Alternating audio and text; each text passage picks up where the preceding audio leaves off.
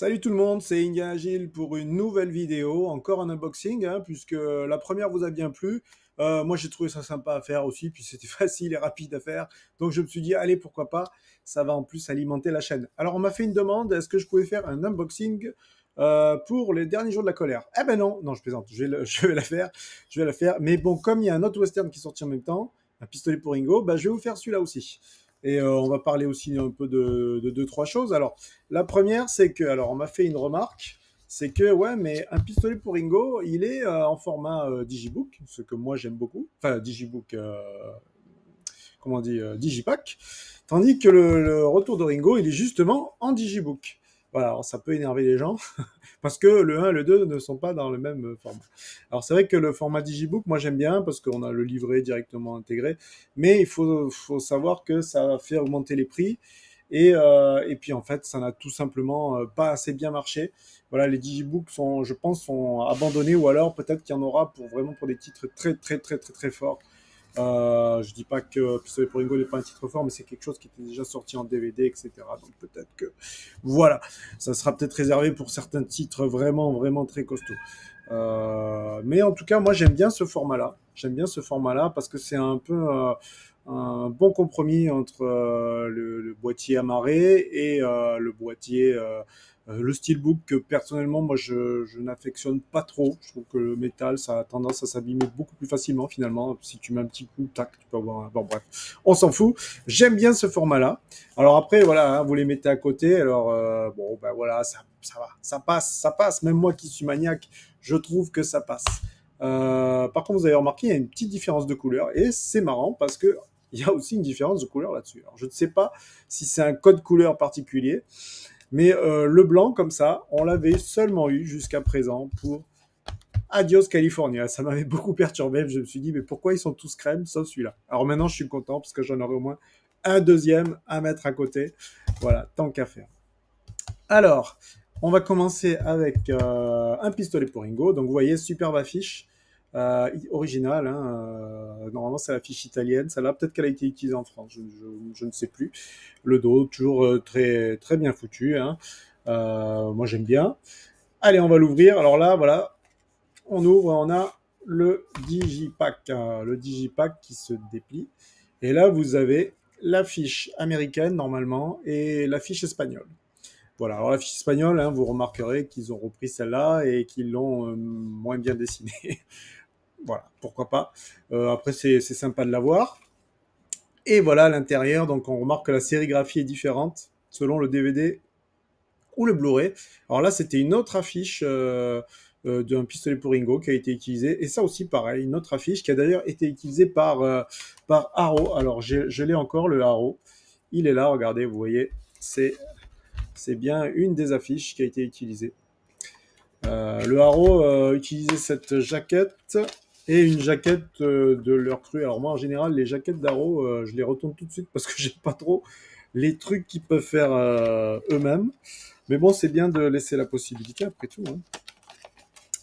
Donc voilà, ça c'était un pistolet pour Ringo. Alors c'est cool de l'avoir enfin, hein, parce qu'en fait c'était Haro qui avait fait sa propre restauration et c'est pour ça qu'on n'avait pas pu encore avoir le premier en France. Là, maintenant, je crois que c'est bon. J'espère, sinon on ne l'aurait pas.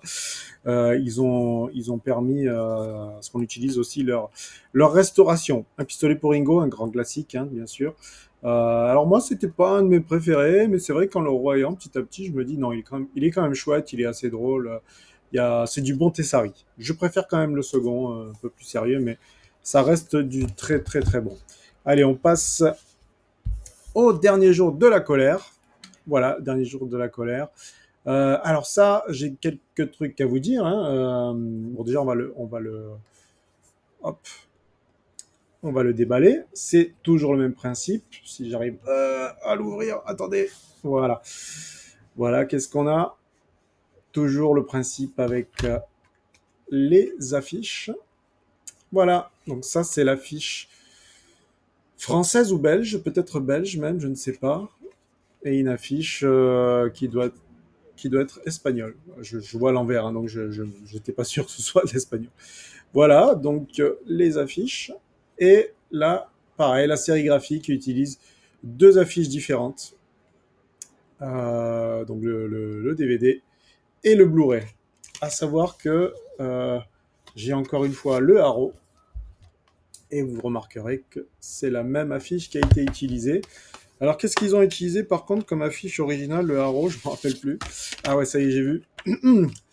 Voilà, comme je disais, moi je les retourne vite, hein, parce que je trouve pas ça terrible en général. Il y a des exceptions, hein, mais bon. Voilà. Donc, alors, certains me disent, ouais, mais moi je regarde pas en français. En plus, il est tout coupé celui-là, ça sert à rien. Pourquoi j'achèterais ça alors que j'ai le haro, etc. Bah déjà parce que vous avez des super sous-titres. Si vous parlez pas parfaitement italien, grâce à mes sous-titres, vous pourrez enfin vraiment apprécier le film avec ses dialogues originaux, qui sont un peu différents de la version française et encore plus de la version anglaise, qui est très différente souvent. Autre chose, cette édition, elle est unique au monde parce que, eh bien, nous avons... Alors ça n'a pas été mis en avant, mais c'est la vraie première version intégrale en numérique au monde. Oui, parce que ce soit en DVD ou en Blu-ray chez Arrow, etc., il manquait toujours une petite scène d'une minute après que Gemma sorte d'un bar pour aller se battre avec des malandrins. Et cette scène-là n'était pas disponible. Et pourtant, elle l'était sur le haro, mais dans la version dite internationale, qui n'avait rien d'international, c'était la version américaine. Alors, bizarrement, elle n'était pas dans la version intégrale, mais elle était dans cette version internationale, ce qui fait qu'elle était en HD, elle a pu être récupérée, mais il n'y avait pas de piste italienne originale sur le haro. Donc, nous avons retrouvé la piste italienne, et nous avons même trouvé la piste française. Et oui, parce que ce passage n'était pas coupé. Il y en a eu plein des passages coupés, mais pas celui-là.